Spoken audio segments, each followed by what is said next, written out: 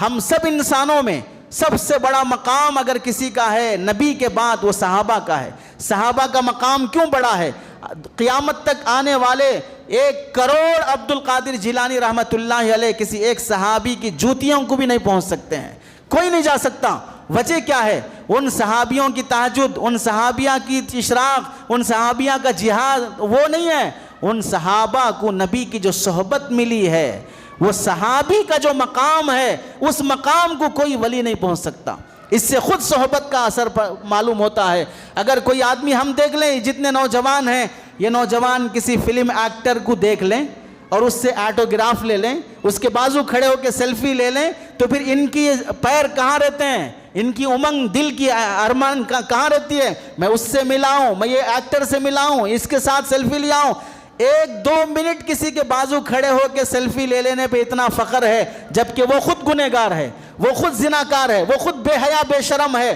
بے حیا بے شرم فلم ایکٹر اور کرکٹروں کے ساتھ ایک سیلفی یا ایک آٹوگراف لے لینے پہ اتنا فخر ہے، جو نبیوں کی صحبت پایا ہوگا انہیں کتنا فخر ہوگا، جو نبیوں کے ساتھ زندگی گزارے ہوں گے انہیں کتنا فخر ہوگا۔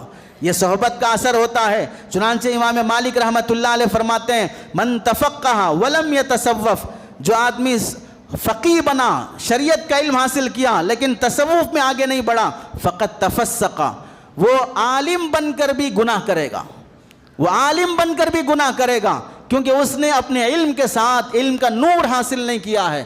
جب علماء کو ضرورت پڑتی ہے بزرگوں کی صحبت کی، تو ہم جیسے عام لوگوں کو کیوں ضرورت نہیں پڑتی بزرگوں کی صحبت کی؟ ومن تصوف ولم یتفقہ فقد تزندق، اور اگر کوئی آدمی صوفی بن گیا، بزرگ بن گیا لیکن شریعت کا علم نہیں پڑھا، ایک نہ ایک دن وہ بھی گمراہ ہو جائے گا۔